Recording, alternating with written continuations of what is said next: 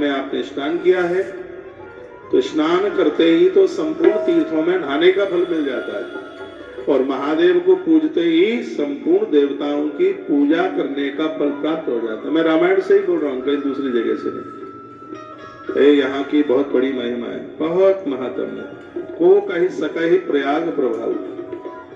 इस प्रयाग की महिमा का कौन वर्णन कर सकता है। कलश कुंज कुंजर मृगराज, यहां तक कह दिया पापों का समूह रूपी हाथी को मारने के लिए प्रयागराज सिंह के बराबर, सिंह की। यहां पहुंच करके तो पाप रहेगा ही नहीं। अगली बार से आप प्रोग्राम बना लीजिए कल्पवास करने। आज मेरे साथ बहुत काफी मीडिया वाले लोग बैठे हुए थे, तो कल्पवास के ऊपर बहुत देर तक चर्चा होगी। एक एक बात को बहुत विस्तार पूर्वक मैंने निवेदित किया, मैंने बताया इसकी यह महिमा है। कल्प का भी व्याख्यान किया, उसके पुण्यों के बारे में बताया। तीर्थों में सर्वश्रेष्ठ प्रयाग ही क्यों है, कल ही उसकी मैंने जिक्र आपके बीच में की। प्रयाग प्र माने प्रथम, याग माने यज्ञ, जिस धरती पर सबसे पहले यज्ञ हुआ। और बड़ी बात यह है कि आज तक बंद नहीं हुआ, आज भी यज्ञ हो रहा है। आपको ध्यान हो तो कल मैंने निवेदन किया, प्रयाग में रहने वाले लोगों को बिना यज्ञ किए यज्ञ करने का फल प्राप्त होता है। यही यहाँ की महिमा है। यज्ञ पूरी समष्टि का कल्याण करता है। बस निवेदन है कि तीर्थ में आकर तीर्थ के हिसाब से रहा जाए तो ठीक है। तीर्थ में पहुंचकर धरती पर सोने का बड़ा महत्व, जमीन में सोने का बहुत भारी महत्व है। यहाँ नदियों के जल से तीर्थ में उससे नहाने का बड़ा महत्व है। एक बार भोजन लेकर दिन निकाले जाएं तो उसका बहुत बड़ा महत्व है। तीर्थ में सूर्य देव की पूजा करने का बहुत भारी महत्व। किसी भी तीर्थ में आप हों और सुनिए, तीर्थ में गुम्मटों का दर्शन, मंदिर के गुम्मटों का दर्शन करने का बहुत भारी महत्व है। तीर्थ में संत जनों का दर्शन करने का भी बहुत बड़ा महत्व है। तीर्थ में रहकर किसी की चोरी न करें, किसी से लड़े नहीं, किसी से झगड़े नहीं, कुकर्म न करें, इसका बहुत बड़ा महत्व है। और आज मैंने जो कुछ पढ़ा है बड़ा अद्भुत है। आप सगरी चीजें, हम और आप सगरी चीजें छोड़ दें, कुकर्म ना छोड़ें, तो जो भी चीज छोड़ी है उसका कोई भी छोड़ने का मतलब नहीं है। और जिसने कुकर्म छोड़ दिए, कुछ भी नहीं छोड़ता है, तो भी सब छूटने के ही बराबर है। सबसे बड़ी साधना है, सबसे बड़ी तपस्या है। जिंदगी में गलत काम नहीं होना चाहिए, चाहे स्त्री हो चाहे पुरुष। तीर्थ में पहुंचकर तीर्थ की मर्यादाओं को बना करके रखें, व्यसनी बन करके न जिए। खान पान का बहुत ध्यान रखें, लोगों की देह से, शरीर से अपना शरीर टच न हो, इस बात का बहुत विशेष हम ध्यान रखें। तो ये समझ लीजिएगा कि बिना अन्न छोड़े हुए भी उपवास हो जाएगा। ये मैंने आज ही ताजी पढ़ा है। कुकर्म करे, दुराचार करे, अन्न छोड़ दो चाहे सो छोड़ दो, प्राण छोड़ दो, तो भी कुछ होने वाला नहीं है। हाँ, और यदि हम गलतियां नहीं करते हैं तो हर समय हम मुक्त हैं। कितनी सुंदर बात कही है, जो ब्रह्मचर्य धर्म का पालन करके जीवन जीते हैं उनको प्रत्येक दिन माता नर्मदा, यमुना, गंगा 7 नदियों में हर दिन उन्हें स्नान करने का फल प्राप्त होता है। ये अद्भुत बात है। तो तीर्थों में पहुंच करके तो बहुत संयम पूर्वक जीवन जिया जावे तो बहुत उसकी बड़ी महिमा है। जो प्रयाग में रहेगा उसे भगवान का दर्शन 1,00,000% होगा। महात्मा भरद्वाज ने यह बात कही। द्वार नंबर 106 के नीचे 107 के ऊपर की कुछ चौपाइयां हैं। भगवान को देख करके प्रयाग में रहने वाले भरद्वाज क्या बोले, सुंदर चौपाई है।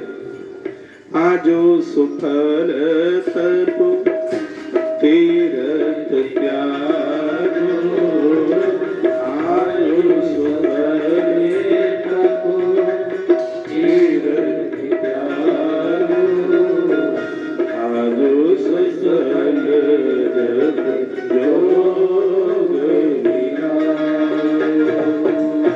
आजो सुफल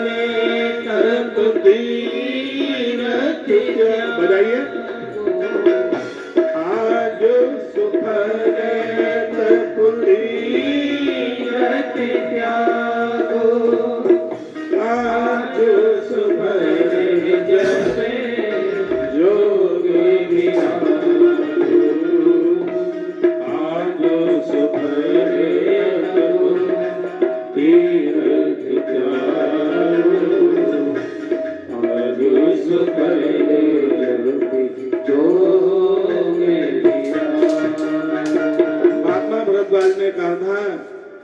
मैं अभी तक इस प्रयाग में रहा तो उसका फल मुझे मिल गया। क्या मिला मुझे? आज मुझे ज्ञान, वैराग्य और भक्ति तीनों का दर्शन एक साथ हो गया। इस तीर्थ की इतनी बड़ी महिमा है, जो इस तीर्थ में वास करे और उसे भगवान का दर्शन न हो, ऐसा कभी हो ही नहीं सकता।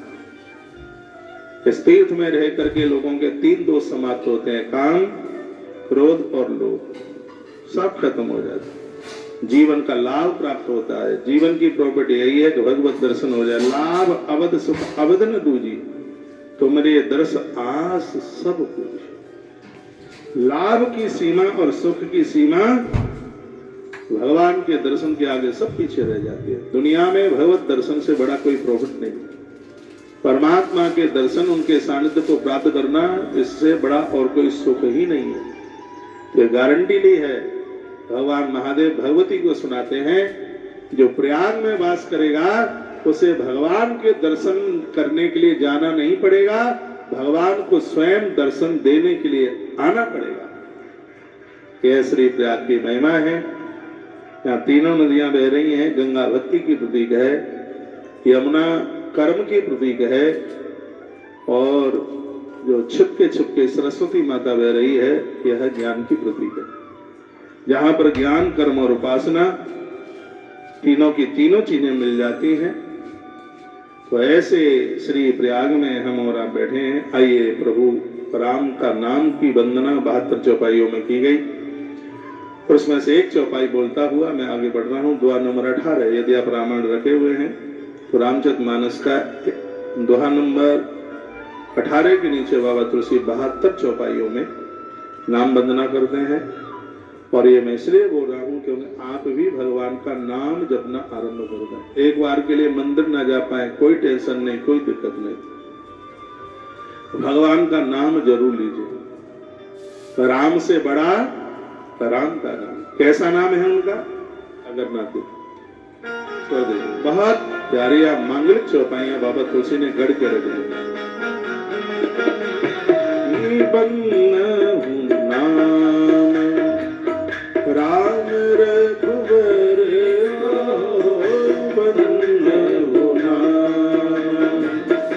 राम रघुवर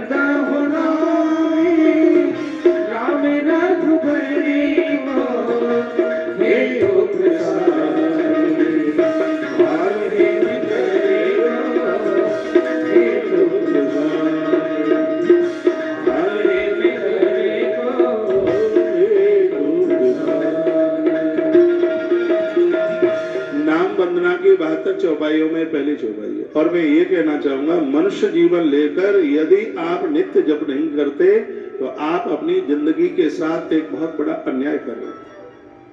आप पूजा पाठ जो भी कुछ करते हैं, भोग लगाते हैं, मंदिर दर्शन करते हैं, उस सबसे ज्यादा महत्व है वो भगवान के नाम जप का है। इसमें श्रद्धा रखिए, किसी अच्छे महापुरुष से जुड़कर उनसे नाम मंत्र लीजिए और जल्दी दीक्षा मत लीजिए। थोड़ा उनके कार्यक्रम अटेंड कीजिए, पास बैठिए, उनका व्यवहार देखिए, उनका स्वभाव देखिए, उनका चरित्र जरूर देखिए। उसके तत्पश्चात हृदय से खूब आवाज आए तब दीक्षा लीजिए। अखबार में फोटो छपते हैं इसलिए दीक्षा मत लीजिए, जो टेलीविजन पर बहुत दिखते हैं इसलिए दीक्षा मत लीजिए। जहां जिसके प्रति हमारी श्रद्धा बिल्कुल जुड़ गई है, और उनसे लेना दीक्षा से पहले, जो आपको सुबह जागते समय, रात को सोते समय, रात को स्वप्न में भी उनकी ही झंकार सुनाई पड़ती है, उनसे दीक्षा लीजिए। जो तुम्हारी आत्मा में, तुम्हारे हृदय में जो बसे हुए, उनसे दीक्षा।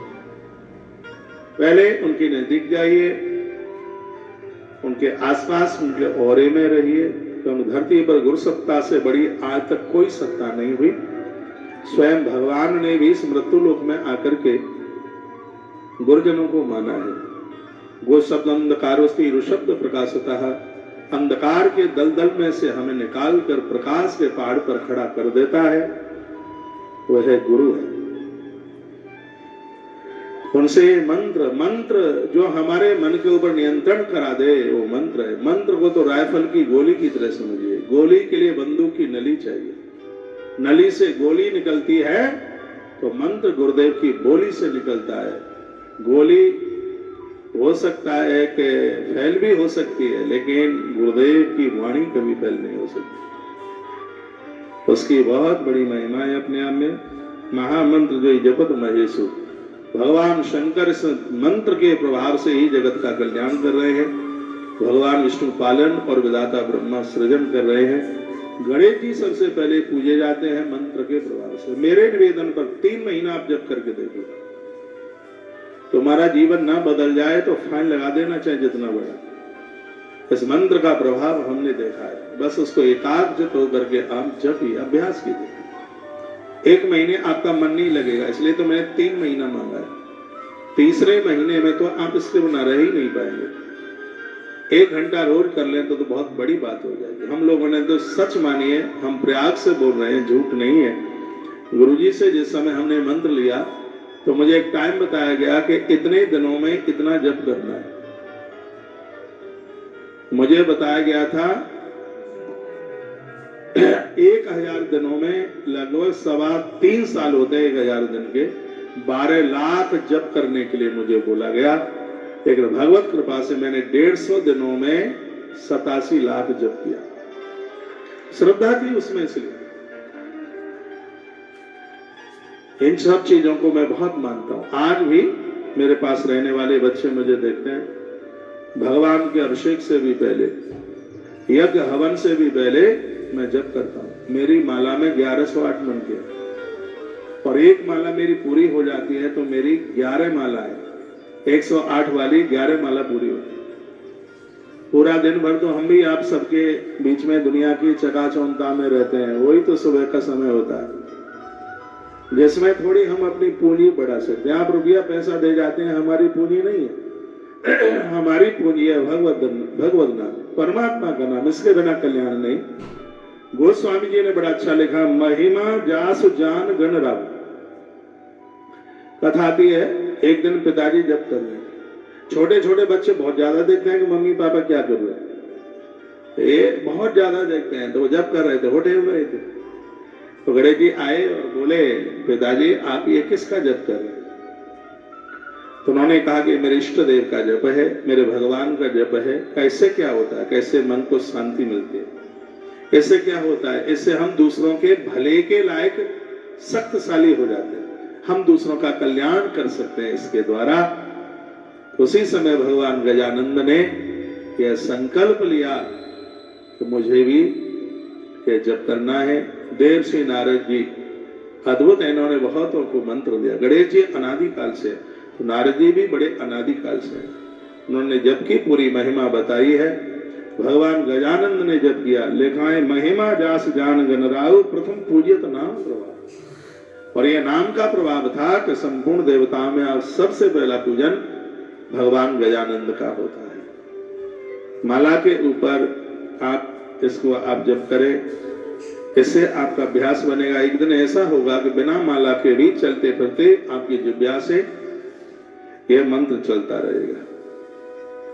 तो नाम महिमा की बड़ी महिमा का वर्णन किया। एक छत्र एक मुकुटमणि सवर्णन पर जो तुलसी रघुवर नाम के वर्ण विराजित दो। भगवान का नाम तो राम जी के मुकुट की तरह समझ लीजिए। राजा तभी अच्छा लगता है जब उसके सिर पर मुकुट हो, तो भक्त भी तभी अच्छा लगता है जब उसकी जिह्वा पर भगवान का नाम हो। और इस कलयुग में तो नाम का बड़ा प्रभाव है। कलौ केशव कीर्तनाथ, कलकाल में भगवान के नाम का प्रभाव। राम नाम कल अभिमत दाता, हर मनोरथ पूरा हो जाएगा इस कलकाल में, तो भगवान के नाम का जप करने से। इसलिए सजग और समझदार लोगों को चाहिए। चतुर लोग वही हैं जो नित्य प्रत्येक दिन भगवान का भजन करते हैं। यहां तक आए कि नाम ब्रह्म से भी बढ़ गया। लिखा है कि ब्रह्म राम ते नाम बढ़, दुआ नंबर 25 बालकांड का 25 नंबर का दुआ है। ब्रह्म राम ते नाम बढ़ वरदायक वरदान, रामचरित सतकोट महलिय महेश जिय जान। जो प्राचीन जो रामायण है उसमें 100 करोड़ मंत्र है, 100 करोड़। आज भी ऊपर के लोगों में ब्रह्मलोक में ये रामायण रखी है 100 करोड़। एक बार देवता दैत्य और मानव तीनों महादेव के पास पहुंचे, लड़ते लड़ते कहा कि ये रामायण हमें दे दो। तो शंकर जी ने बराबर बांटी। 100 करोड़ों में से 3 को कितना दिया? 33 करोड़ तीनों को दिए, तो 99 करोड़ मिल गया तीनों को। 33 इंटू 3 99, 1 करोड़ मंत्र बच गए। 1 करोड़ का फिर बंटवारा किया तो 33 लाख तीनों को दे दिए, 99 लाख दे दिए, 1 लाख फिर भी बच गए। 1 लाख मंत्र श्लोकों का बंटवारा किया तो 33 हजार फिर तीनों को दे दिए, 99 हजार दे दिए, फिर कितना बच गया? 1000 का फिर बंटवारा किया 300 फिर तीनों को दे दिए। कितने दे दिए? 900 दे दिए, 100 बचे। हिस्सेदार 3 है, मनुष्य देवता और दैत्य। फिर तीनों को बंटवारा किया, 100 बचे ना, 100 में से 33 फिर तीनों को दे दिए, 99 दे दिए, 1 फिर बच गया। 1 श्लोक बचा जिसमें 32 अक्षर थे। अनुष्टुप नाम की छंद थी, 4 चरण होते हैं अनुष्टुप छंद में और 32 अक्षर होते हैं। तीनों ने कहा बाबा भी 32 अक्षर बचे, इसका भी बंटवारा कर दो। बाबा ने फिर बंटवारा किया तो 10 अक्षर फिर तीनों को दे दिए। कितने दे दिए? 30 दे दिए, 2 बच गए। अब तीनों कहने लगे कि 2 अभी बचे हैं, इनका बंटवारा कर दीजिए। भोलेनाथ ने कहा ये 2 किसी को नहीं मिलेंगे, 2 मेरे पास रहेंगे। वो 2 कौन थे? एक था रा और एक था मां। इस राम को महादेव ने हमेशा के लिए अपने हृदय में धारण कर लिया। जो राम के नाम को हृदय में धारण करेगा, मंदिर से निकलता हुआ राम उनके हृदय में आके बैठता है। इसलिए उनके नाम के प्रति श्रद्धा रखिए। लिखा है ब्रह्म राम ते नाम बड़ वरदायक वरदान, रामचरित सतकोटि में लिय महेश जिय जान। शंकर जी ने 100 करोड़ श्लोकों में से जान लिया राम के नाम का प्रभाव, कि राम के नाम का इतना बड़ा प्रभाव है। राम का नाम लेके जो मर जाएंगे, बात तो रही लगी, थोड़ी बात खोली। राम का नाम लेके जो मर जाएंगे, वह अमर नाम दुनिया में कर जाएंगे। ये न पूछो कि मर के किधर जाएंगे, वह जिधर भेज देंगे उधर जाएंगे। पूरी कथा में कोई भजन नहीं होगा, क्योंकि भजन वाली तो कथा सेठ सेठानियों के बीच में पूरे साल गाते ही रहते हैं। प्रयाग में बिना संगीत की कथा हुई। राम का नाम लेके जो मर जाए, भगवान के लिए यदि किसी की मृत्यु भी होती है तो भी उसमें उनका कल्याण ही है। नाम प्रसाद सम्मोह विनाशी, साजो मंगल मंगल राशि। देह पर कोई चिता की भस्म लगा के आ जाए तो अपशकुन हो जाता है। कोई बिना कपड़े पहने स्त्री और पुरुष दिखाई दे जाए तो अमंगल हो जाता है। लेकिन भगवान महादेव को आप देखिए, तो इसका अर्थ यह नहीं है कि आप प्रयाग जाए और नागा बाबा जियों का दर्शन आप कर लें तो फिर कहें महाराज ने गा दे तो मंगल हो गया। ये तो साक्षात शिवमय है। ये वो हैं जिन्हें दुनिया का अब कोई अनुभव ही नहीं रहा है। कोई तो कथा एक आती है, सुखदेव जी व्यास के बेटे थे। सुखदेव जी निकल गए, स्त्रियां स्नान कर रही थी, उसके पीछे व्यास निकले। व्यास को देख करके स्त्रियों ने कपड़े पहन लिए।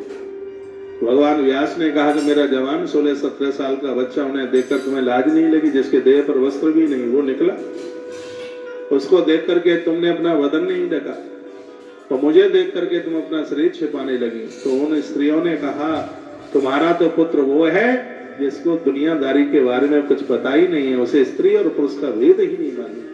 तो ये तो महात्मा महापुरुष हैं, इनका तो स्त्री पुरुष का भेद ही समाप्त हो गया। तो नाम प्रसाद शंभु अविनाशी, नाम के प्रभाव से भगवान महादेव के अंदर कोई दोष नहीं है, वो निर्दोष है। ये नाम का प्रभाव है। नारद जाने हो नाम प्रताप, नारद जी ने नाम के प्रभाव को समझा। जनक प्रिय हरे हर हर प्रिय, इसलिए वो महादेव के और नारायण के दोनों के परम हो गए, बहुत प्रिय हो गए। नाम का प्रभाव है, नाम का प्रभाव है। देखिए भगवान के नाम की कितनी बड़ी महिमा है। काशी में एक राजा रहते थे जिनका नाम था सुकंठ। बहुत प्यारी गाथा है। वर्तमान समय में लगभग 64 प्रकार की रामायण है, जिसमें 33-34 रामायण की कथा कहने का मुझे भी सौभाग्य प्राप्त हुआ है। मैंने कोरोना काल में बहुत रामायणों की कथा कही। एक गिरधर रामायण की कथा कही, कम्मर रामायण की कथा कही, एक सावती रामायण थी, उसकी बड़ी अद्भुत कथा हुई। तो काशी के नरेश सुकंठ, इसमें भगवान नाम की महिमा छुपी हुई है। राम जी का वनवास पूरा हो गया था, सुनिए। तो सुकंठ राम जी का दर्शन करने को अयोध्या आ रहे थे। काशी से अयोध्या ज्यादा दूर नहीं है। वो चले तो रास्ते में नारद जी मिल गए, और जहां नारद मिले वहां तो कुछ विशेष ही होना था। नारद जी को सुकंठ ने प्रणाम किया। नारद जी ने पूछा कहाँ जा रहे हो? 14 साल के बाद में प्रभु राम वनवास से लौटे हैं, उनका दर्शन करने को जा रहा हूँ, चरण छू के आशीर्वाद लेना। नारद जी ने कहा वो अच्छा, चरण छुओगे? तो वहाँ और भी तो लोग बैठे होंगे, क्या उनके भी पांव छुओगे? कौशल्या माँ होगी, हाँ वो माँ जी हैं, राजमाता हैं, उनके चरण छूंगा। का गुरुदेव वशिष्ठ भी तो बैठे नहीं होंगे, का उनके भी चरण छूंगा। नारद जी ने कहा वहां विश्वामित्र बैठे होंगे। तो सुकंठ ने कहा उनके तो सबसे पहले छूंगा। का क्यों? क्रोधी महात्मा है। नारद जी कहने लगे सबके पांव छूना, लेकिन विश्वामित्र के मत छूना। सुकंठ ने कहा ऐसा क्यों? तो बस हमने कह दिया उनके नहीं छूना, प्रश्न नहीं करते, नहीं छूना। सुकंठ ने कहा ठीक है, आपकी आज्ञा का पालन करेंगे। तो राम जी का दरबार लगा हुआ था। सुकंठ ने सबके चरण छू के आशीर्वाद दिया, लेकिन श्री विश्वामित्र जी को वो पीठ दे करके चले गए। विश्वामित्र को तो बड़ा बुरा लगा। तपस्वी महात्मा अपमान का एहसास किया, आंख में आंसू आ गए। विश्वामित्र जी ने कहा प्रभु राम को, राघव अब हम अवध नहीं आएंगे, क्योंकि तुम्हारे दरबार में साधुओं का अपमान होने लगा। राम जी ने कहा कौन है ऐसा जो साधुओं का अपमान करेगा? कहा काशी नरेश सुकंठ ने मेरा अपमान किया, सबके चरण छुए, मेरी तरफ देखा भी नहीं। प्रभु श्री राम जी ने कहा था गुरुदेव, तो मैं भी यह शपथ कह के कहता हूं कि कल संध्या का सूर्य डूबने से पहले मैं सुकंठ के प्राण ले लूंगा। मैं आपसे वायदा करता हूं, आपका अपमान करने वाला कोई सुरक्षित रह ले, यह नहीं हो सकता। तो रास्ते में जा रहे थे काशी के, सुकंठ से सूचना मिल गई कि राम जी ने प्रतिज्ञा की कल शाम तक मारे जाओगे। अब तो छटपटाट नारद जी को ढूंढने में लगे। वैसे नारद जी बिना ढूंढे मिल जाते, और ढूंढने से नहीं मिल रहे। राजा बड़ा परेशान। नारद जी सामने प्रकट हो गए। कहा बच्चा क्या बात है?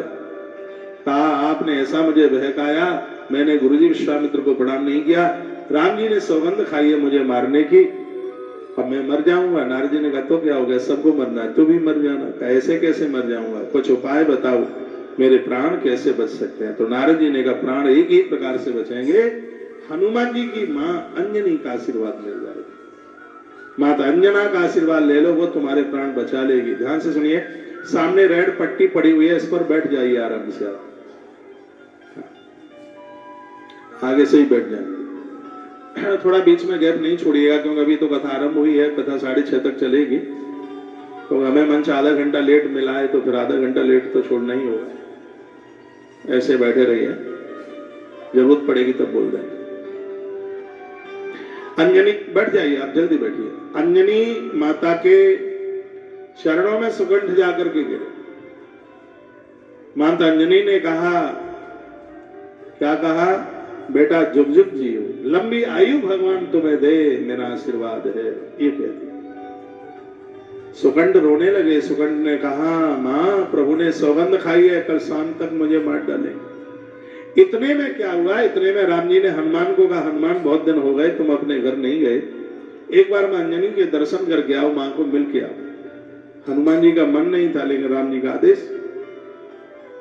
इतने में अंजनी कुमार हनुमान आए, उन्होंने मां को प्रणाम किया, मां ने उठाया, गले से लगाया, कहा पुत्र कैसे हो। हनुमान ने कहा मैं तो ठीक हूं, लेकिन मां तुम कैसी हो। तो मां ने कहा मैं बहुत दुखी हूं। मां ने हनुमान को कहा कि मैं बहुत दुखी हूं। कहा मां क्या हुआ, क्या बताएं, तेरे भगवान ने इसको मारने की सौगंध खाई है और मैंने इसको बचाने की कसम खाई है, तो आज तेरे प्रभु की प्रतिज्ञा में और मेरे आशीर्वाद में जंग हो रही है, संघर्ष हो रहा है। तो पता नहीं तेरे राम की प्रतिज्ञा पूरी होगी कि मेरा आशीर्वाद पूरा होगा। बेटा मैंने अभी तक तो तुझसे कभी कुछ मांगा नहीं, लेकिन ये तुझे देना होगा।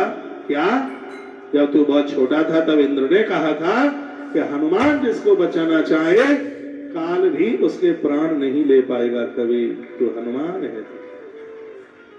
बेटा जिसको मेरा आशीर्वाद मिला है, इस आदमी ने नारी का हमेशा से आदर किया, सुकंठ ने हमेशा से स्त्रियों का मान किया है, और ये तू जानता है जो पुरुष नारी का सम्मान करता है, जब तक वो नहीं चाहता तब तक वो प्राण भी नहीं छोड़ सकता। इसको तो लंबी आयु मिलनी चाहिए, इसको लंबा आयुष मिलना चाहिए, तो कैसे इसके प्राण बचेंगे तू जान।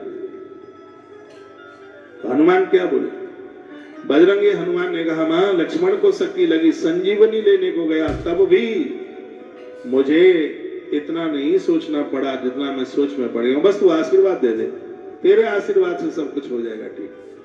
मां को पुनः हनुमान ने प्रणाम किया, सुगंध को लेके चले, अयोध्या पहुंचे, सरयू के पानी में उतर गए। सुनिए बहुत प्यारी कथा है। और कहा सुगंध भाई साहब प्राण चाहते हो अपने, ऐसे जिभ्या से राम के नाम का उच्चारण करो, राम का नाम ही बचा पाएगा, राम नहीं राम का नाम बचाएगा।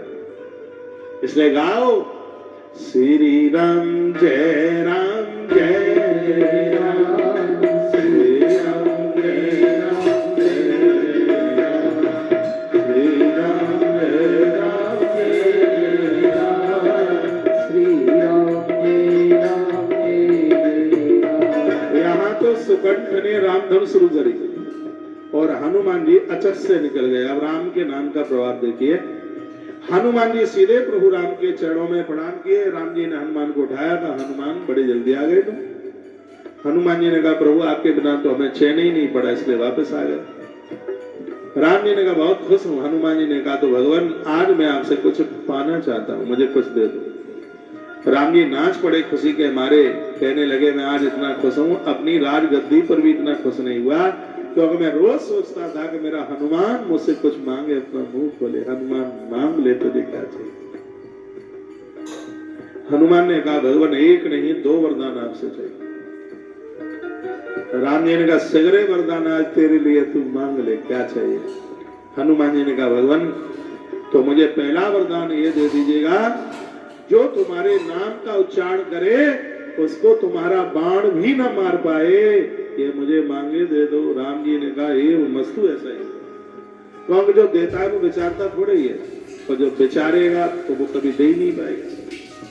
राम जी ने कहा दिया ये वरदान तेरा, अब दूसरा वरदान और दे दीजिए, जो मेरे प्रभु राम के नाम का उच्चारण करे, राम भक्त हनुमान उसकी रक्षा के लिए उसके बगल में खड़ा रहे, और मांगे दे दो।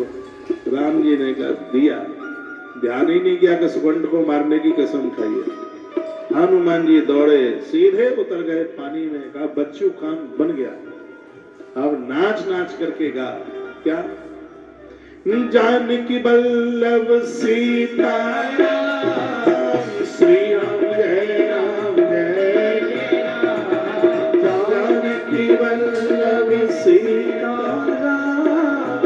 श्री राम जय राम जय श्री राम जय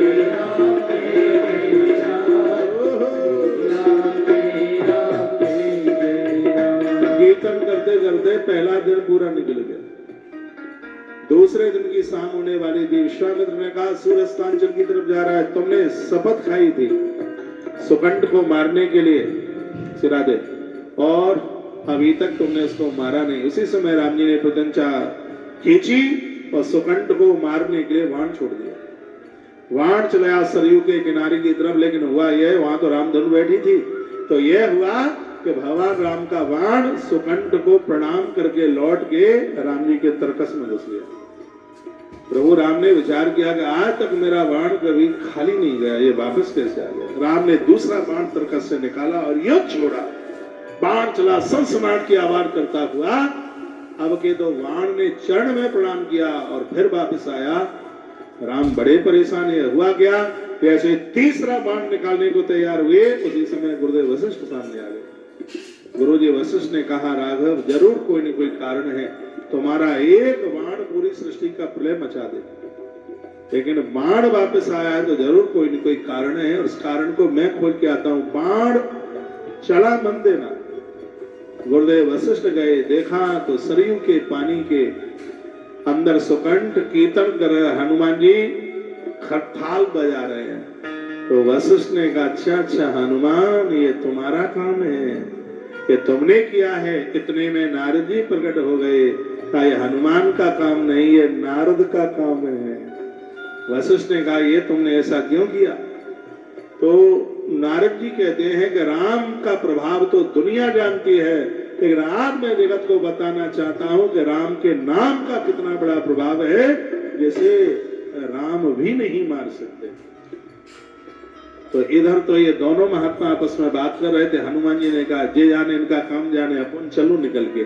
तो सुकंठ को हनुमान जी ने लिया और रास्ते में कहा कि सुन, ये बाबा जी बड़े भोले होते हैं, थोड़ी देर के लिए क्रोध होता है, और पाम छुपाने के बड़े शौकीन होते हैं। पाम छुपा लो तो गर्दन ही दे दें उतार करके, इतना सम्मान चाहते हैं। पकड़ लेना पहिया, पाम पकड़ लेना, उनके चरण पकड़ लेना, जान बच जाएगी, प्राण बच जाए। और सीधी सी बात है, जो गुरुजनों के पामों से लटक जावे, यमराज भी उसके प्राण न ले पाए, तो पक्की बात है। तो सुकंठ जाकर के भगवान के ठीक सामने विश्वामित्र बैठे हुए थे। सुकंठ ने चरण पकड़ लिए, कहा गुरुदेव रक्षमा, मुझे क्षमा कीजिए, गलती हमसे हो गई। शीघ्र विश्वामित्र ने कहा राम तुम्हें मेरी सौगंध है, चढ़ा हुआ बाण उतार दो। सुकंठ तो बहुत अच्छा आदमी है, बहुत बढ़िया आदमी है। इधर सुकंठ के प्राण बचे। ये प्रभु राम के नाम का प्रभाव है, इसलिए रोजाना भगवान का नाम नित्य जपिए, गुरु मंत्र रोज जपिए। इसकी बहुत बड़ी महिमा है। ब्रह्म राम के नाम बड़ वरदायक वरदान, रामचरित शतकोट में लिय महेश जिय जान। राम का नाम लेने वाले की अकाल मौत नहीं होगी, वो समय से पहले जाएगा नहीं। एक माला तो कम से कम प्रत्येक दिन जपिए। पंचपात रखो, आसन रखो, माला रखो, गुरुजनों से माला लो, ज्यादा प्रभावी है। गुरु लोग कंठी देते, तुलसी देते, अपना तिलक देते, अपनी संप्रदाय देते, तो सच मानिए वो अपना जीवन भक्तों को दे देते हैं। और इतना ही नहीं तो भगवान को भी उठा करके भक्तों के नाम कर देते हैं। गुरु कृपा ही केवल यह गुरुजनों की बहुत बड़ी कृपा है। गोस्वामी जी ने यहाँ तक कह दिया कि भगवान का नाम नरसिंह है। सुनो इधर देखो, भगवान का नाम है नरसिंह, और आप सब लोग हैं प्रहलाद, और कलयुग है हिरण्यकश्यप। जैसे हिरण्यकश्यप प्रहलाद को मारता है, तो खम्भ फाड़कर नरसिंह प्रकट होकर के रक्षा करते हैं। कलयुग के 2 समय और आपको मारने के लिए जाएंगे तो वर्णन है कि स्वयं परमात्मा का नाम ही आप प्रहलाद के लिए नरसिंह बन जाएगा। दोहा नंबर 27 बालकांड का, उसमें लिखा है राम नाम नर केसरी कनक कश्यप कल काल जापक जन प्रहलाद जिम पाल ही दल सुर साल। जब करने वाला प्रहलाद होता है, जब करने वालों के ऊपर कष्ट बहुत आएगा। जो भजन करते हैं बड़ा कष्ट आएगा, दिक्कतें परेशानी आएंगी, लोग विरोध करेंगे, घर के लोग विरोध करेंगे, लेकिन डोंट वरी, चिंता नहीं कीजिएगा बिल्कुल, क्योंकि जो ईश्वर का जप करता है परमात्मा प्रत्येक क्षण उसके संग संग घूमता है। लिखा जापक जन प्रहलाद में, धरती के जितने लोग जप करने वाले वो सब प्रहलाद है। राम नाम नर केसरी, भगवान का जो नाम है वो नरसिंह है। कनक कश्यप कलकाल, कलकाल के जो दोष है वही हिरण्यकश्यप है। प्रहलाद बनकर के भगवान को जपिए, पाप रूपी कलयुग को भगवान का नाम रूपी नरसिंह समाप्त कर दे। नाम की भैया इतनी बड़ी महिमा है, इसके बिना नहीं रही याज्ञवल्क्य जो कथा सुहाई। याज्ञवल्क्य ने कथा महात्मा भरद्वाज को यही सुनाई। जो ये नाम महिमा आप सुने यही की कथा है। माघ का महीना था, माघ के महीने में भारी भीड़ महात्माओं की लगी हुई थी, तो सब महात्मा जाने लगे। तो महात्मा भरद्वाज ने महात्मा चारण का एक बेटा था जिसका नाम था याज्ञवल्क्य, चरण पकड़ के उन्हें रोक लिया और उन्हें कहा कि आप कल्याण के लिए हमें कोई सुंदर सी कथा सुना दी। भरद्वाज मुनिवर ही सुनाई, तो हमें आपको सुना रहे हैं यही कथा। इसी प्रयाग में महात्मा याज्ञवल्क्य ने महात्मा भरद्वाज को कथा सुनाई। कहिए हूँ सोई सम्माद बखानी, सुनो सकल सज्जन सुखमानी। तो सज्जन लोग इस कथा को सुनेंगे, उन लोगों को ये कथा बहुत आनंद देने वाली होगी।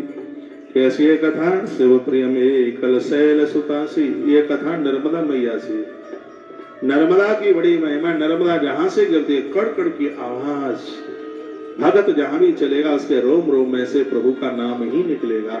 इसलिए इस राम कथा को कई नदियों से जोड़ा है। राम कथा मंदाकिनी चित्रकूट चितचार। इस राम कथा को मंदाकिनी, जो महाराज जो हमारे दोषों के कपोतों को समाप्त करती, ऐसी कथा है।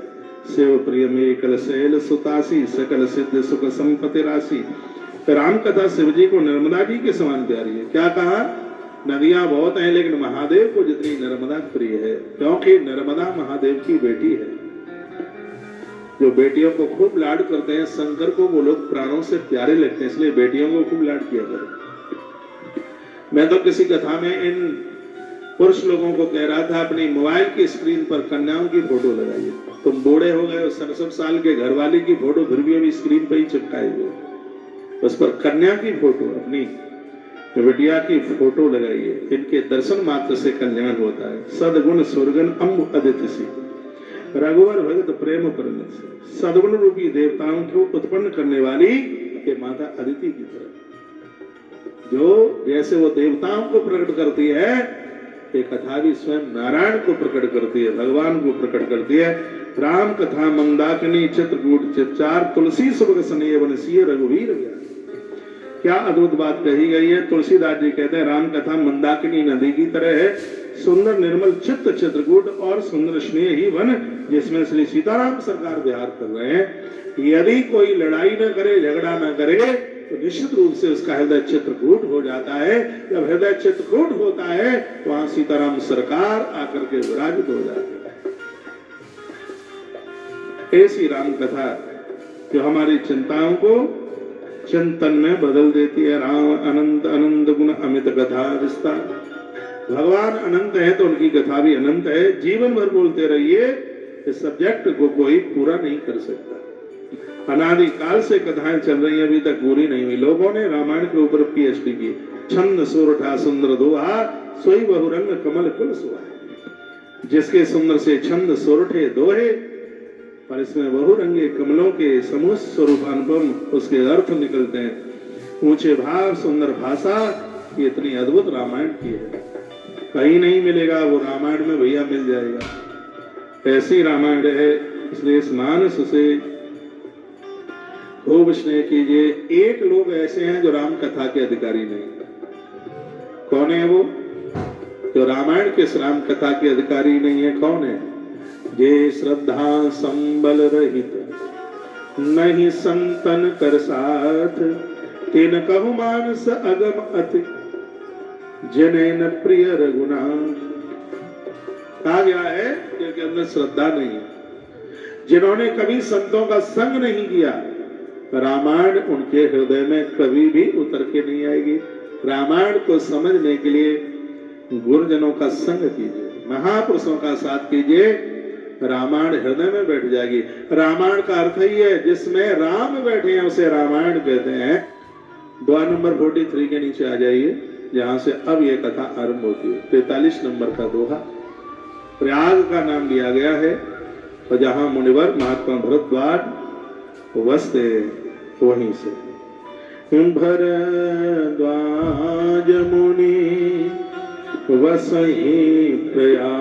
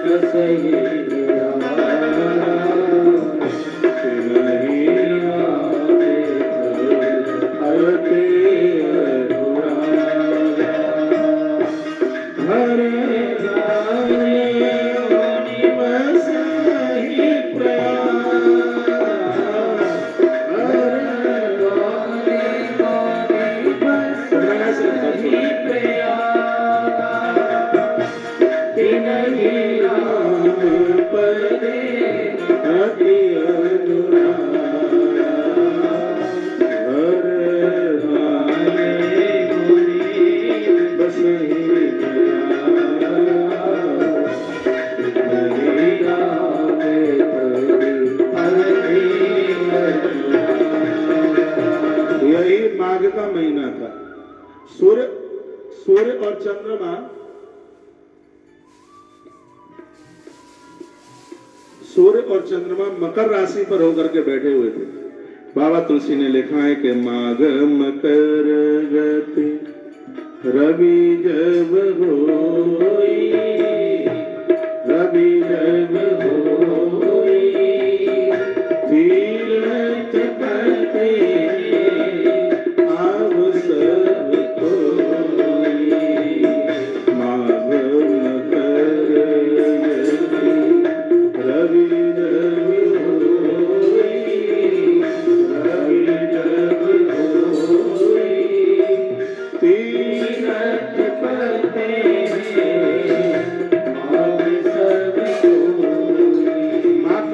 में जब मकर संक्रांति आती है, सूर्य नारायण मकर के हो जाते हैं, तब माघ नहाने के लिए कौन कौन आते हैं? भूत आते हैं, प्रेत आते हैं, सिद्ध आते हैं, चारण आते हैं, गंधर्व आते हैं, देवता आते हैं, नदियां आती हैं, मरे हुए आते हैं, जिंदे हुए आते हैं, खोए हुए आते हैं, पाए हुए आते हैं, सब आते हैं। माघ का महीने में इस लोक से लेके परलोक तक का ऐसा कोई नहीं है तो माघ के महीने में श्री प्रयाग में ना आवे।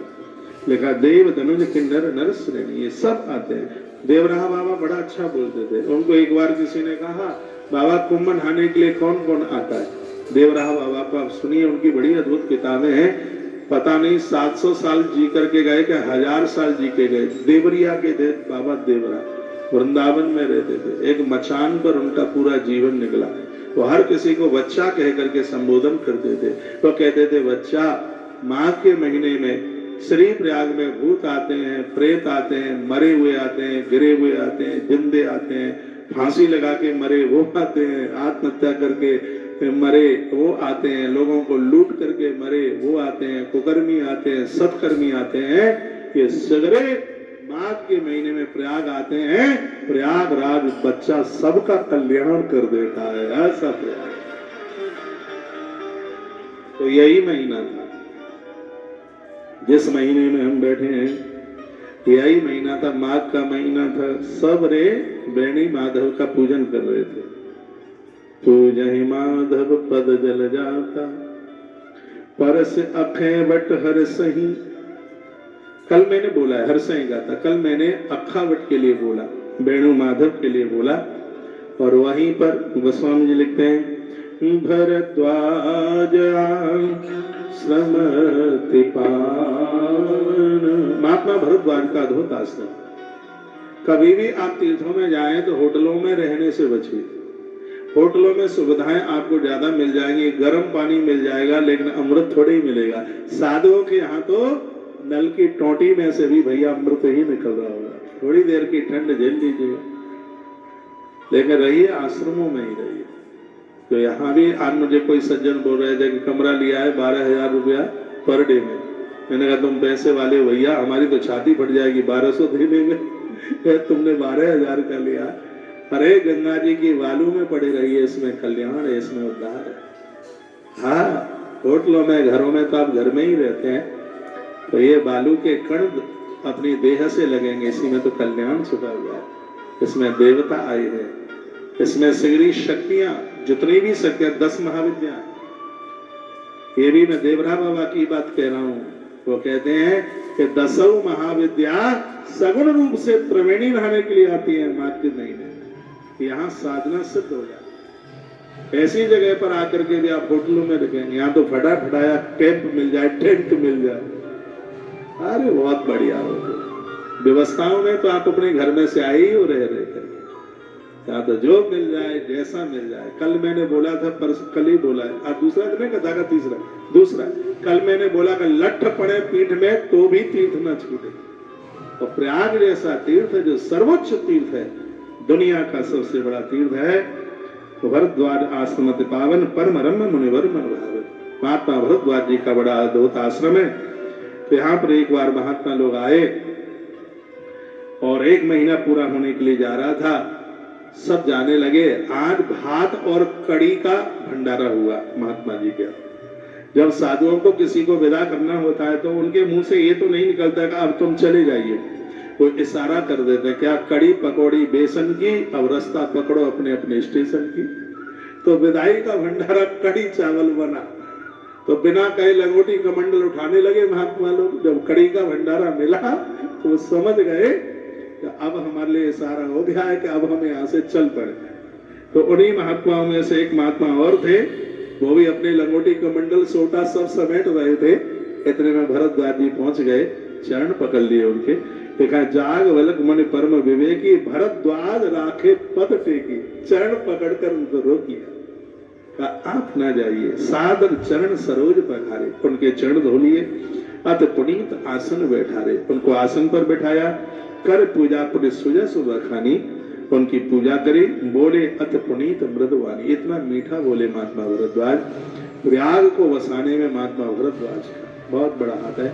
महर्षि वाल्मीकि जी ने भी भरद्वाज को अपना गुरु माना। मेरे प्रभु श्री राम जी ने रामायण में 3 महात्माओं से 3 बातें पूछी। एक से चित्रकूट का रास्ता पूछा, एक से चित्रकूट में रहने के लिए स्थान पूछा, और एक से राक्षसों को मारने की विधि पूछी। तो 3 महात्मा विशेष थे वनवास की यात्रा में। वो महात्मा भरद्वाज ही तो थे। यहाँ चित्रकूट में पहुंचने का रास्ता महात्मा भरद्वाज से मेरे प्रभु ने पूछा। तो बड़ी अद्भुत कथा है। क्या कहा महात्मा भरद्वाज ने, गुरुदेव मेरे मन में एक संशय है, तो संशय को आप दूर कर दीजिए। का क्या संशय चल करके आ गया? कहा गुरुदेव संशय आ गया मेरे मन में। क्या? कि मत एक संशय बड़ी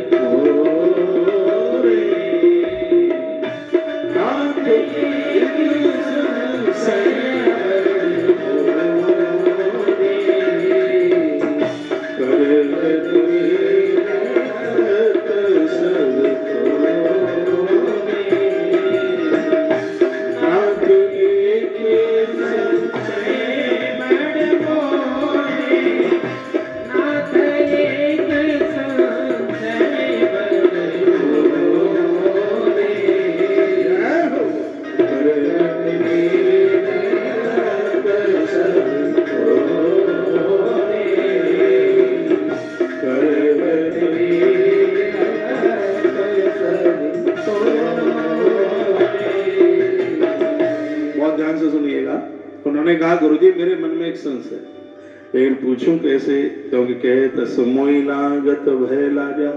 गुरुजनों के पास कितनी भी नजदीकता हो और शिष्य वही बढ़िया है, अनुशासन में जीने वाला है, गुरुजनों के सानिध्य में उसे भय होना चाहिए, डर होना चाहिए। मेरे गुरुजी एक बात कहते हैं, आप यहाँ तक आए हैं, प्रभु प्रेमी संगीत शिविर का आप दर्शन जरूर कीजिए। 12 लाख सन्यासियों के ऊपर हमारे गुरुजी आचार्य महामंडलेश्वर है, बहुत बड़े सन्यासी हैं। सेक्टर 18 में उनका शिविर है। मैंने प्रयाग में प्रवेश करते ही सबसे पहले उन्हीं का ही दर्शन किया। तो एक बात कहते हैं वो अपने प्रवचन में, वो कहते हैं कि बहुत बड़ा कठिन काम है शिष्य के लिए, क्या 24 घंटे गुरुजनों के पास रहकर और उनकी डांट को झेल लेना। वो कहते हैं कि मैंने संतों का कमंडल उठाया, मैंने साधुओं की वो डांटें झेली, आज उन डांटों ने मुझे बना दिया। तो कहते हैं पिता की डांट पुत्र को बुरी ना लगे, वह पुत्र 1 नंबर का पुत्र बनेगा। पति की डांट पत्नी को बुरी न लगे, गुरुओं की डांट है तो शिष्य को कभी बुरी न लगे। कितने भी शिष्य की तरक्की हो जावे, गुरुजनों से उसे भय लगना चाहिए। लाज और भय दोनों बातों को कहे तस्मोई लागत भय लाजा। कैसे बताऊं प्रभु, भय भी लगता है, लेकिन जौन कहे बड़ होई अकाजा। यदि गुरुओं से बात को छिपाया जाए तो ठीक नहीं होगा, भला नहीं होगा। जो भी बहनें माताएं टांगे लंबी करके बैठी हैं, या पुरुष लोग आसन लगा के बैठिए। संत कही असनीत प्रभु श्रुत पुराण मुनेगा। वेद पुराण यही कहते हैं, होई न विमल विवेक और गुरुसन किए दुरा। उनको विवेक नहीं हो सकता जो गुरुओं से छिपाएगा। गुरुओं से कभी छिपाना मत। ये तो खुली डायरी है, पोस्ट कार्ड की तरह। पोस्ट कार्ड देखे आपने? पहले अंतरदेशी पोस्ट कार्ड 2 चलते थे, तो छुपी छुपाई बातें होती थी, वो अंतरदेशी में नीले रंग का आता था, उसमें लिखते थे। तो खुली बात पोस्टमैन पढ़े, उसकी घरवाली पढ़े, कोई दिक्कत नहीं है। वो पोस्ट कार्ड 25 पैसे का आता था उस समय हमारे जमाने में, लेकिन उससे पहले भी कितने का आता होगा पता नहीं है। तो पोस्ट कार्ड, अपने जीवन को पोस्ट कार्ड बनाइए। बिल्कुल गुरुजन के सामने तो खुली डायरी, उनके साथ छिपाव नहीं होना चाहिए। डॉक्टर से रोग नहीं छिपाना और गुरुजनों से हृदय की बात नहीं छिपाना। गुरुओं से कंकड़ पत्थरों वाली बात मत किया करो। भजन में सिद्धि कैसे मिले, भजन कैसे बढ़े, ये सूत्र उनके पास है। लेकिन आप तो जाते हैं तो यही पूछेंगे मकान कैसे बने, दुकान कैसे बने, बहू के लल्ला कब होगा, बेटे की सगाई संबंध कब हो, यही बात ज्यादातर ऐसे पूछते हैं। भजन में मन कैसे लगे, सो जाते हैं जपते जपते। तो यह उपाय बता दीजिएगा, हमारा भजन, हमारी आराधना, हमारी साधना ऊपर बढ़े। साधुओं से यही प्रश्न कीजिए। देखिए कितनी सुंदर बात कही। क्या उन्होंने पूछा? हम आपसे पूछना चाहते हैं कि राम कौन है, राम के बारे में हमें बताइए। राम के बारे में हम आपसे पूछना चाहते हैं। एक राम अवधेश कुमारा। एक तो वो राम है जो अवधपति दशरथ के घर में जिन्होंने जन्म लिया। दिनकर चरित विदित संसारा, पूरा संसार उनके चरित्र को जानता है। नार विरह दुख लेव अपारा, पत्नी के लिए वन में खूब रोए, भय रो शरण रावण मारा। दशानन ने हरण उनकी रेणिका किया तो उनके 31 बाणों ने रावण के प्राण ले लिए।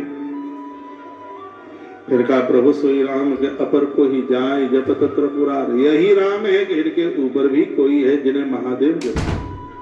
सत्य धाम सर्वज्ञ तुम कयो विवेक विचार।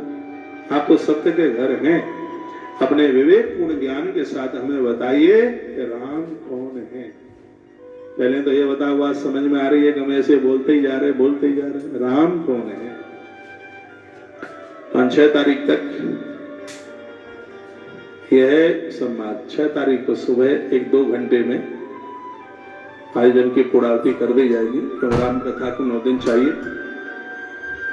इसकी पूर्णावती हवन 6 तारीख को करेंगे। तो कहा इसके बारे में आप हमें बता दें तो आपकी बड़ी कृपा होगी। जैसे मिटे मोर ब्रह्म भारी, कहीं सुकथा नाथ विस्तारी।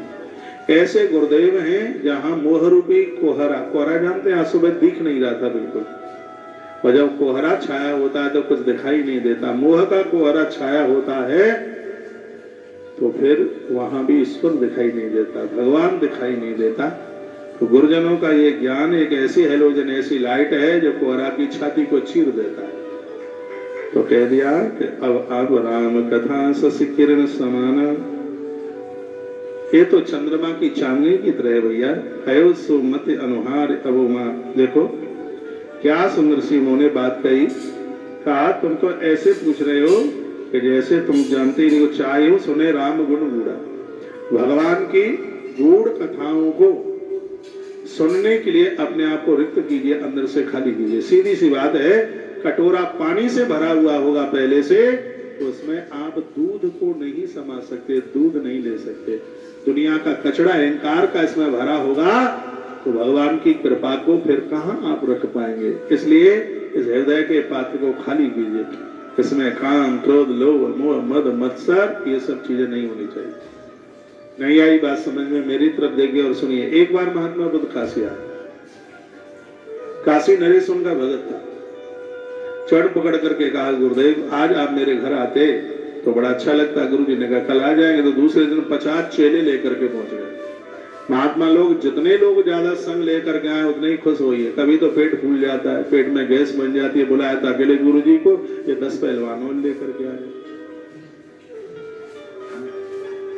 ऐसा ही लगता है, सबको तो नहीं लगता लेकिन बहुतों को लगता है।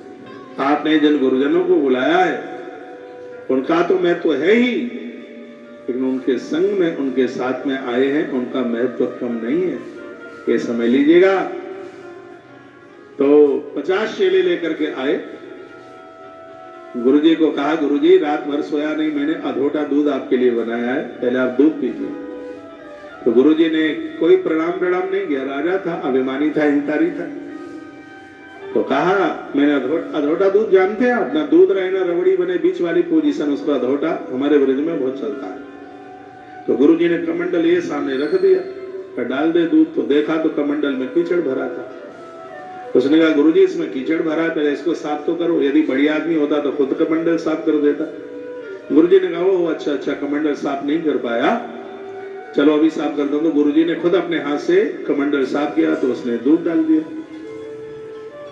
और फिर उसने घरवाली के कहने से प्रणाम किया। कहा गुरुजी को प्रणाम तो कर लो, तो थोड़ा सा जोगा। कहता है कि आपने हमें आशीर्वाद नहीं दिया। तो गुरुजी ने कहा मैं तुम्हें कभी आशीर्वाद नहीं दूंगा। महात्मा बुद्ध बोले। कहा क्यों नहीं दोगे? कहा इसलिए नहीं दूंगा कि मेरे कमंडल में कीचड़ भरा था तो तूने इसमें दूध नहीं डाला, और तेरे हृदय के कमंडल में अहंकार भरा हुआ है, तो क्या मेरा आशीर्वाद तेरे दूध से भी सस्ता है क्या? सो डाल दूध दे दे।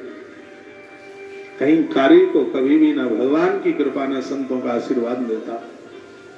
संत मिलन को जानिए तज माया अभिमान, जो जो पग आगे धरहि तोटिन यज्ञ समान। गुरुजनों से मिलने के लिए जाओ तो निराभिमानी होकर के जाइए, तो करोड़ करोड़ यज्ञ करने का फल तत्काल प्राप्त होगा। वहां कोई भी अहंकार वाली बात नहीं, अभिमान वाली बात नहीं। वहां तो बहुत सहज बन करके जाइए, सरल बन करके जाइए। तो क्या कहा? हो अच्छा ऐसे सुन रहे हो कि जैसे तुम तो कुछ जानते नहीं। चाहिए सुने राम गुण गूढ़ा, कीन प्रश्न मनो अथ मूढ़ा। बिल्कुल खाली होकर के प्रश्न करें, खाली होकर के सुने, तभी इस कथा को संभाल पाएंगे।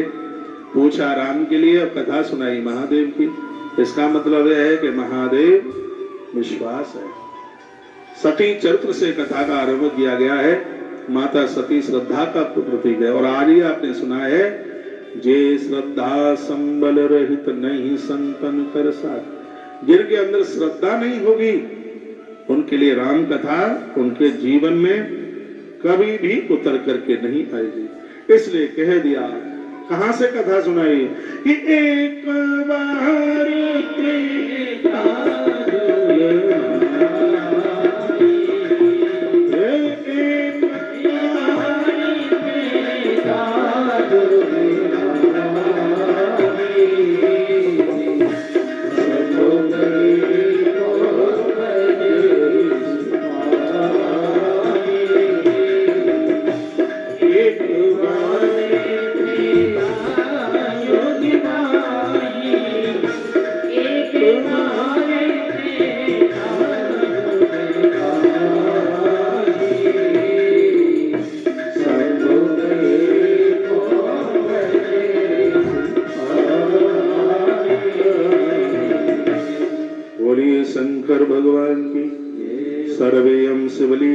बहुली लीलाकार प्रभु स्वतंत्रो निर्विकारी च सती सापि तत्त्वतः। भगवान शंकर निर्विकारी है, उनके अंदर कोई विकार नहीं है।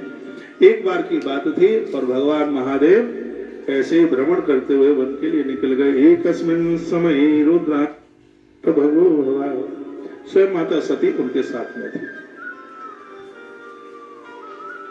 तो हुआ क्या, उन्हीं दिनों में भगवान प्रभु श्री राम जी का वनवास हुआ था, माता जानकी का हरण हो चुका था।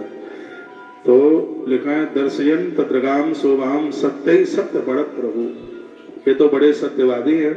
सूर्यवंशोद्भवम वीरम भूपम दशरथ आत्मजा, सूर्यवंश में प्रकट होने वाले प्रभु श्री राम रामम रमंतम विपिने सलक्ष्मणाम उदारथी। भगवान प्रभु राम लक्ष्मण के साथ वन में भ्रमण कर रहे थे और उनके ऊपर जो दृष्टि है भगवान महादेव की पड़ गई।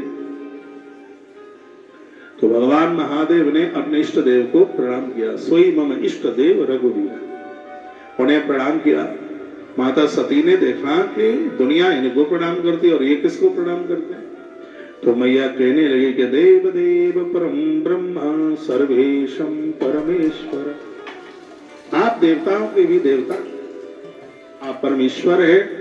अब मैं करूं तो करूं क्या, किसी भी ग्रंथ की कथा कहूं, मुझे तो संस्कृत के श्लोकों के बिना कथा में रुचि नहीं आती, आनंद नहीं आता। संस्कृत देव भाषा है जिसको बोलने में बड़े आनंद की अनुभूति होती है। मैया ने कहा सेवंते त्वां सना सर्वे हरि ब्रह्मा दयासुरा, आपको सभी देवता बंदन प्रणाम करते हैं, लेकिन तम प्रणम्यो ही सर्वेशाम, जब सब तुम्हें प्रणाम करते हैं तो तुमने किसको प्रणाम किया। एक बड़ी अद्भुत बात मैं आपको कहूंगा, यदि आप सबको प्रणाम करेंगे तो पूरी दुनिया आपको प्रणाम करेगी। आप सबका सम्मान करेंगे तो पूरा जगत आपका सम्मान करेगा। मेरी बात मान लो, माता पिता सास ससुर ही माता पिता हैं, उनको आप प्रणाम कीजिए। मैं गारंटी चुनौती के साथ कहता हूं कि आपकी बहू 1,00,000% आपको हाथों पर रखेगी, आपको वंदन करेगी, आपको प्रणाम करेगी, आपका बहुत आदर करेगी। क्योंकि प्रकृति का यह रूल है कि जो आप कर रहे हैं वो गुनाह होकर के आपको ही मिलने वाला है, चाहे पाप करें चाहे पुण्य करें। जो आप करें किसी और के लिए नहीं करें, अपने लिए करें। दान पुण्य भजन पूजा पाठ ये किसी और के लिए, आप अपने लिए कर रहे हैं। जो आप कर रहे हैं वो आपको मिलने वाला है, इसको तो कोई माई का लाड रोक नहीं सकता। चाहे आप दान करें पुण्य करें भजन करें पाप करें, वो सब स्वयं के लिए अपने लिए, वो अपने ही पास में आने वाला है। इसलिए कहा त्वं प्रणम्यो ही सर्वेषां सेव्यो वेयस्य सर्वदा, सब लोग आपको प्रणाम करते हैं, आपकी सेवा करते हैं, लेकिन आपसे बड़ा भगवान कौन आ गया जिनको आप प्रणाम कर रहे हैं। आप यह तो बताइए। तो भगवान शंकर ने कहा, भगवान भोलेनाथ कहते राम लक्ष्मण नामानो भ्रातरो वीर संवतो, राम और लक्ष्मण महाराज जनक के पुत्र हैं, प्रभु राम मेरे इष्ट हैं। फिर आराध्य सूर्यवंशोद्भव देवी प्राज्ञो दशरथ आत्मजो, ये सूर्यवंश में प्रकट हुए हैं और ये दशरथ के पुत्र हैं। अवतीर्णो छठो साधु रक्षणाय भवाय, भगवान शंकर कहते हैं, छठी कहते हैं धरती को, धरती पर इनका अवतार हुआ है दुष्टों को मारने के लिए और संतों की रक्षा करने के लिए। शंकर जी कहते हैं उनके लिए इनका आना हुआ है, ये मेरे भगवान हैं, इसलिए मैं उन्हें प्रणाम करता हूं। मैया ने कहा ये भगवान नहीं हो सकते, और यही जीवन की सबसे बड़ी दुविधा है, भगवान को भगवान न, पूज्य लोगों को उन्हें पूज्य न समझे। तो यही जीवन की सबसे बड़ी है कमी है। मैया ने कहा कि ये भगवान नहीं हो सकते।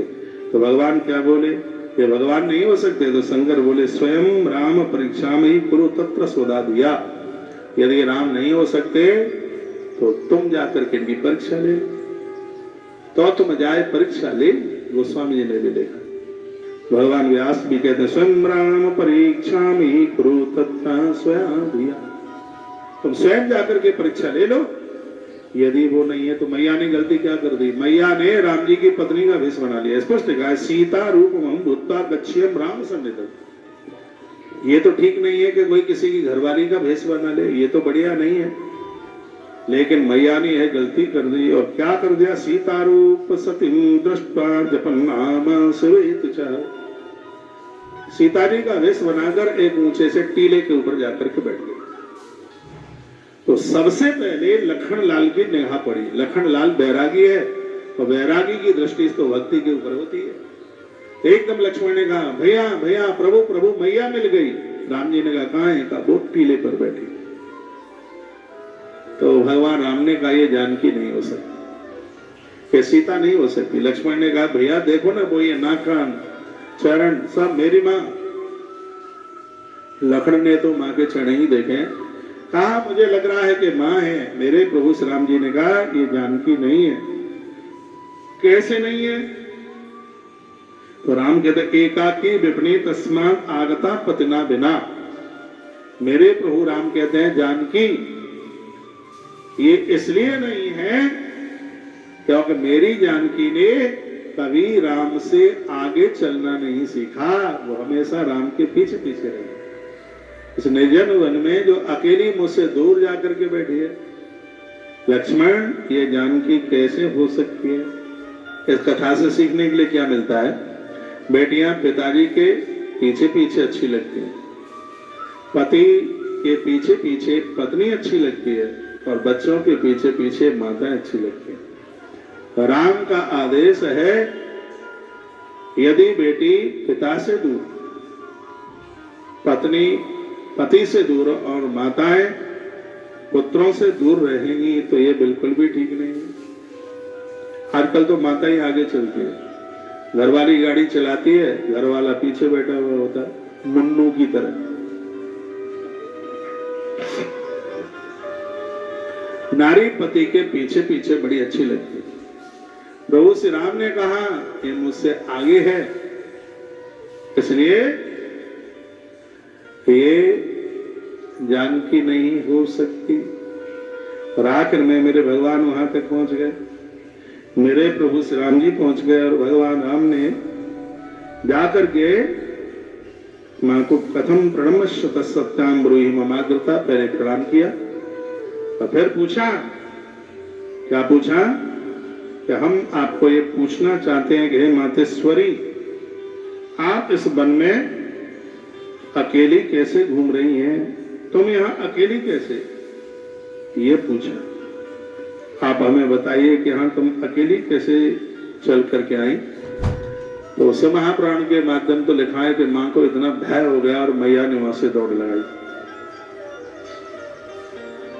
और रास्ते में क्या सोचती हुई जा रही थी? 253 के नीचे वो स्वामी जी वर्णन करते हैं कि मैं शंकर कर कहाँ न माना, मैं शंकर तुम कहाँ माना, निज ज्ञान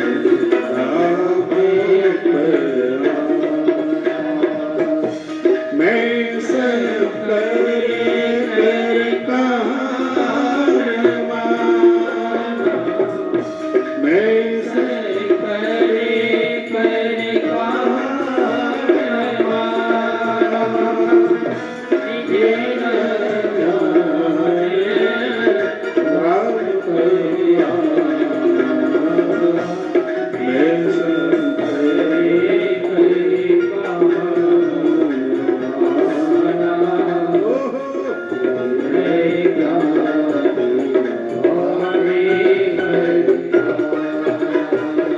मैं मैया गिलानी से भरी हुई है कि मैंने प्रभु की बात नहीं मानी, अब मैं क्या करूं? भगवान ने अपनी लीला दिखा दी। सती विधात्री इंद्रा देखी अमित अनूप।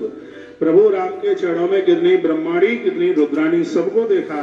जय जय भेष आजाद सुर ते ही तन अनुरूप, सभी को देखा। सगरे देवी देवता प्रभु राम जी के चरणों में मैया जी देखने लगी तो मैया तो परेशान हो गई। मैं बहुत आग्रह पूर्वक निवेदन करूंगा, ऐसा नहीं है कि सती माता प्रभु के बारे में न जानती हो। माता सती जगत को बताना चाहती है कि यदि ईश्वर को ईश्वर नहीं मानोगे तो भले ही तुम परम शक्ति सती के रूप में भी प्रकट हुए हो तो भी तुम्हें अपने प्राणों को खोना पड़ेगा। ये माँ का संदेश है भैया सबके लिए। ताली बजाना या ना बजाना, पर संदेश जरूर माँ का स्वीकार करना। और जोर से बजाओ, और जोर से थोड़ा, और थोड़ा, और बस। गई समीप मई सतव हस पूछी कुशलात। मैं कुछ प्रमुख बातें कर रहा हूं। तो सीधी डरती हुई पति के पास मां पहुंची तो भगवान ने मुस्कुरा करके, पति थोड़ा मुस्कुरा जाए तो माताओं का भय थोड़ा दूर हो जाता है, उन्हें थोड़ा सुकून सा मिल जाता है। तो शंकर जी ने मुस्कुरा करके पूछा। तो घरवाली से बात कभी आप ज्यादा गुस्सैले होकर के नहीं, मुस्कुराते ही पूछिएगा, जवाब मिलेगा। ठीक से लीन परीक्षा कबन विद, कहूं सत्य सब बात। प्रभु की परीक्षा ले आए तो परीक्षा कैसे ली, सत्य बताना। आदि से पहले महादेव ने कभी सत्य शब्द प्रयोग नहीं किया, अब कहते हैं कि सत्य बताना।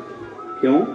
वो जगत को बताना चाहते हैं, जिसको ईश्वर के ऊपर संशय आ गया हो तो सत्य भी उसके जीवन में बचता नहीं है, सत्य भी उसको छोड़ करके चला जाता है।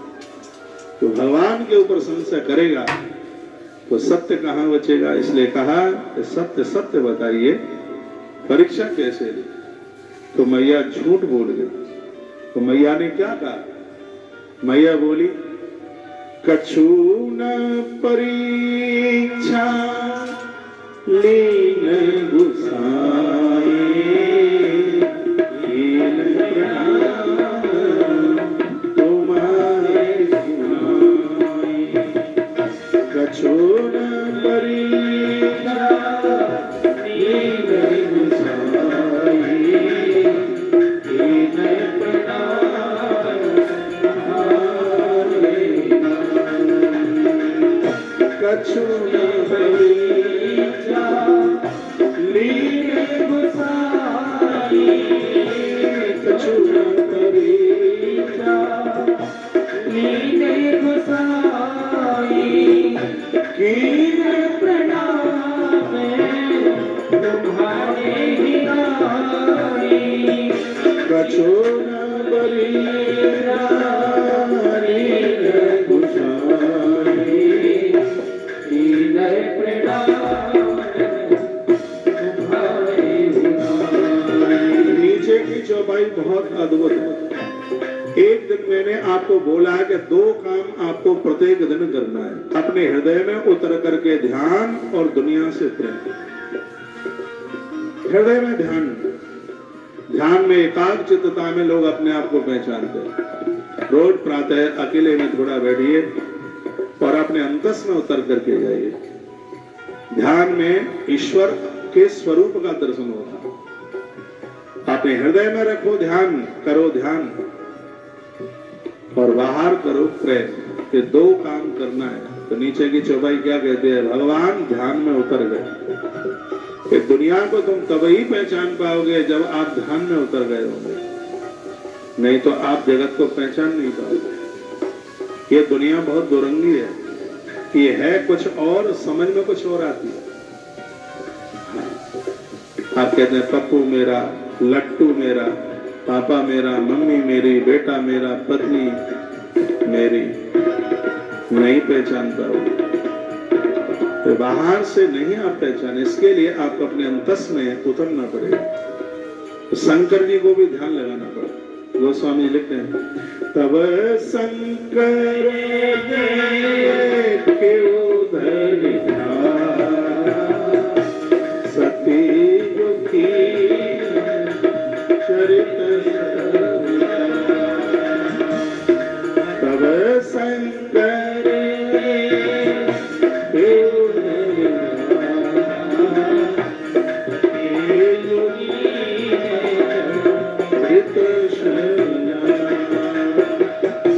तब शंकर के उधर ध्याना, तब शंकर के उधर ध्याना, सती जो सब जाना, तब शंकर के उधर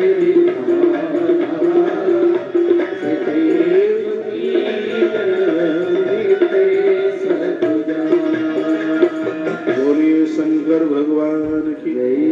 ध्यान लगा कर जाकर के महादेव ने क्या देखा, उन्होंने देखा कि सती ने सीता का भेष बनाया और सीता मेरी माँ है, जो माँ बनी मेरी, अब वो मेरी पत्नी कैसे रह सकती है। उसी समय बाइकाट निष्कासित कर दिया। इसको कहते हैं संबंधों में पवित्रता। शंकर जी की कथा कहती है कि संबंध में शुचिता पवित्रता होनी चाहिए। जिसको माँ कह दिया वो माँ, जिसको बेटी कह दिया वो बेटी, जिसको भाई कह दिया वो भाई। लेकिन दुर्भाग्य है आज इस देश में संबंधों की चद्दर ओढ़ के बड़े बड़े कुकर्म होते हैं। मैंने इतनी बार कहा है कि कितनी भी मित्रता हो, मित्र के घर जाते हो, घर में उसकी पत्नी है, मित्र नहीं है, उसकी देहली के अंदर पांव नहीं रखिएगा। यही हमारा धर्म कहता है। आप अपनी सहेली के, इधर देखियो, आप अपनी सहेली के घर जाते हैं, यदि घर में सहेली नहीं है, लाइट वाले को बोले, घर में सहेली नहीं है, उसका पति है, तो उस घर में प्रवेश नहीं कीजिए। हर प्रकार से संबंधों को बचाना है। आज संबंध तेरे मेरे हो रहे हैं। मेरी तरफ देखो ना, उधर क्या देख रहे हैं, इधर देखो, इसे इधर देखो। तो भगवान शंकर ने प्रतिज्ञा कर डाली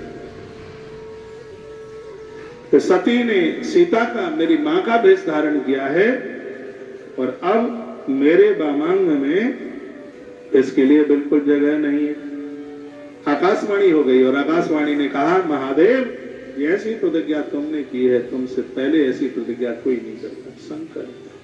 शंकर का भक्त बन जाना ये महादेव की बहुत बड़ी कृपा है।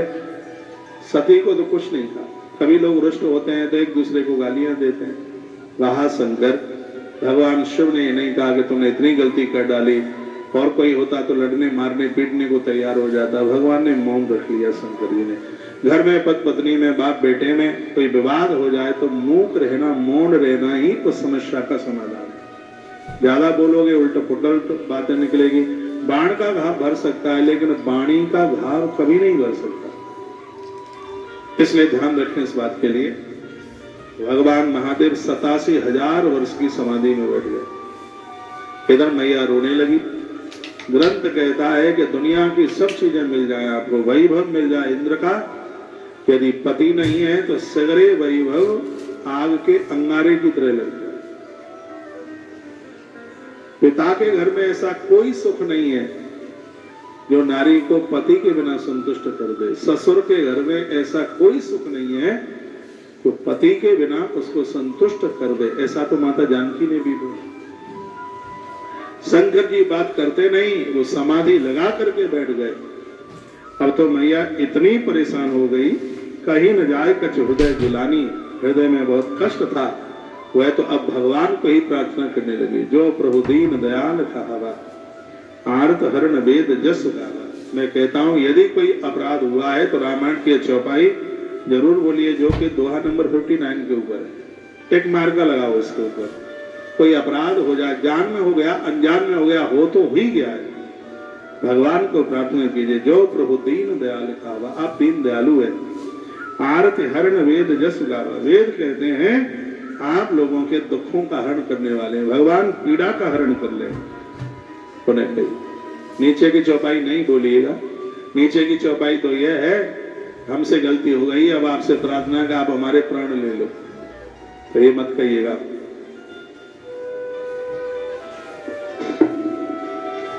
प्राणों को तो अपने पास ही रखना।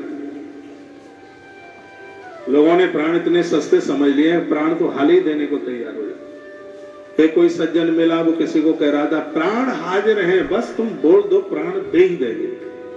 फिर हमारे पास आया, कहा प्राण हाजिर है, बस आप आदेश कर दो, बस प्राण दे ही देंगे। हमने कहा कि अपने प्राणों को अपने पास रखिए, तुम्हें तुम्हारे प्राणों की जरूरत है। इतना ही बोल दीजिए, जो प्रभु दीन दयाल कहावा, आर्त हरण वेद जस गावा। मैया ने तो आगे कहा, तो सबदर्शी सुनिए प्रभु करे ही सोए गोपाय, होय मरण जय विनय श्रम दुषय विपत्ति व्याय। ये विपत्ति मुझसे झेली नहीं जा रही है। भगवान बस अब आप कृपा कर दें, जिस शरीर ने अपराध किया है शीघ्र ही वो शरीर छूट जाए। तो ये कथा ये भी कहती है कि जिस शरीर ने अपराध किया कैसे शरीर को हम रख करके करेंगे क्या? मैया तो ये कहती है कि जो परमात्मा ने शरीर दिया है, तो शरीर से कोई अपराध नहीं होना चाहिए। मैया ने कोई ऐसा बहुत ज्यादा अपराध भी नहीं कर दिया था, सिर्फ उन्होंने अपना भेष बदल करके माता जानकी का स्वरूप बनाया। तो ये ऐसी अद्भुत लीला है। इस लीला में प्रखर संबंधों की बात कही है, संबंधों की स्वच्छता और पवित्रता की बात कही है। मैया बड़ी दुखित थी। इधर 87,000 साल पूरे हुए हैं, राम नाम शिव सुमिरन लागे, तो इधर सती को लगा के भगवान जाग गए हैं। प्रभु के मुंह से प्रभु राम का ही नाम निकला। 87,000 साल के बाद महादेव जागे तो उन्होंने प्रभु का नाम लिया। 7 घंटे के बाद सुबह आप भी जागते हो तो सबसे पहले भगवान का नाम लीजिए, यही कथा थे। लगे कहन हरि कथा रसाला, बड़ी मधुर मधुर कथा सुनाई। उन्हीं दिनों में दक्षा प्रजापति, जिन्होंने शंकर का अपमान किया था, भोलेनाथ के और अपमान के लिए उसने एक बहुत बड़ा यज्ञ किया, सबको न्योता दिया, लेकिन उसने शिव को नहीं बुलाया। जो कार्य किसी के अपमान के लिए होते हैं वो कार्य कभी भी पूरे नहीं होते। इस कथा में बहुत कुछ छिपा हुआ है। शंकर को न्योता नहीं था, जबरदस्ती से माता सती अपने पियर के लिए गई। कहा जाता है कि पापा का प्यार, मैया का स्नेह ये बड़ा अद्भुत है। माँ का स्नेह है तभी तो वो मायका है, पापा का प्यार है इसलिए तो वो पियर है। लेकिन याद रखिए, जिस जगह पर पति का अपमान है वो जगह कितनी भी खास क्यों न हो, ऐसी जगह कभी भी मत जाइए। गोस्वामी तुलसीदास जी ने तो यहाँ तक लिख दिया, जहां आप गए हैं आपको देख करके यदि सामने वाले को प्रसन्नता नहीं है, एक रात तो बहुत है, 1 मिनट भी मत रुकिए, भले ही पैदल क्या मुड़ के भर सर के भर चलना पड़े। आवत ही हर से नहीं नैनन नाहि स्नेह, तुलसी वहां नहीं जाइए चाहे कंचन बरसे में, भले ही वहां स्वर्ण की वर्षा क्यों न, ऐसी जगह पर कभी पान मत रखना। पिता भवन पुत सब परम, जो प्रभु आयस हो, तो मैं जाऊं कृपा यतन सादर देखन सो। पिता के घर बहुत बड़ा यज्ञ हो रहा है, आप अनुमति आज्ञा दे दीजिए तो मैं उस यज्ञ में चली जाऊं। महादेव ने कहा था, जो बिन बोले जाओ भवानी, रहिए न सील स्नेह न जानी। जहाँ आदर नहीं है, बिना बुलाए जाओगी तो स्नेह प्रेम नहीं रहेगा। मेरी बात मान लीजिएगा। लेकिन मैया जी नहीं मानी। शंकर जी ने नंदी को भेजा, क्योंकक्योंकि नारी को अकेले भेजना ठीक नहीं होता, इसलिए भगवान ने उस मर्यादा का पालन किया। नंदी जी छोड़ने के लिए जाते हैं, पर श्री हरिद्वार में यज्ञ होने को जा रहा था।